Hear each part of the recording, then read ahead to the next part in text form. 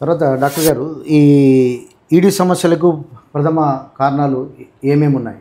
So ఈ erectile dysfunction problem ఇందాక చెప్పినట్టు బ్రెయిన్ ఇన్వాల్వ్ అవుతుంది, అదేవిధంగా హార్మోన్స్ ఇన్వాల్వ్ అవుతాయి, బ్లడ్ వెజల్స్, నర్వ్స్, తర్వాత మజిల్స్ ఇవన్నీ ఇన్వాల్వ్ అవుతాయి.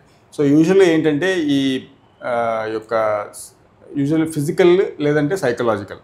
సో ఈ ఫిజికల్గా ఏంటంటే అబోవ్ 40 years ఉన్న వాళ్ళల్లో ఏంటంటే డిసీజెస్ ఉన్నాయి. ఏంటంటే మనకు డయాబెటీస్, హైపర్ టెన్షన్, తర్వాత obesity, smoking, hypercholesterolaemia, heart disease, ఈ స్ట్రోక్, ఇవన్నీ ఏంటంటే ఈ ఎరెక్టైల్ డిస్ఫంక్షన్తో చాలా ఇంటర్ కనెక్టెడ్ అయి ఉన్నాయన్నమాట. ఎట్లా అంటే వీళ్ళల్లో ఎవరైతే ఉన్నారో ఈ ఫిజికల్గా ఈ డిసీజెస్ ఏవైతే ఉన్నాయో ఇండైరెక్ట్గా ఏంటంటే ఈ ఎరెక్టైల్ డిస్ఫంక్షన్ వచ్చేదానికి ఛాన్సెస్ ఉన్నాయన్నమాట చాలామందికి. సో ఇదొక సెట్ ఆఫ్ ఇష్యూ అయితే, ఇంకో సెట్ ఆఫ్ ఇష్యూ ఏంటంటే సైకలాజికల్. ప్యూర్లీ ఏంటంటే బ్రెయిన్లో ఉండే హార్మోన్స్, తర్వాత బ్రెయిన్లో ఉండే న్యూరో ట్రాన్స్మిటర్స్ వాటి యొక్క ఇంబ్యాలెన్స్తో కూడా మనకు ఈ ప్రాబ్లం అనేది వచ్చారు.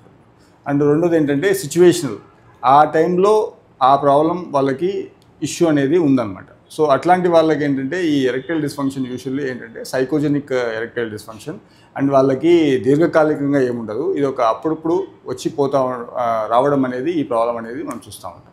సో ఎరెక్టైల్ డిస్ఫంక్షన్ అనేది చాలా బ్రాడ్ రేంజ్ అనమాట. సో ప్రతి ఒక్కరికి ట్రీట్మెంట్ అనేది అకార్డింగ్లీ మనం వాళ్ళ యొక్క కాజ్ బట్టి మనము ట్రీట్మెంట్ ఇవ్వాల్సింది.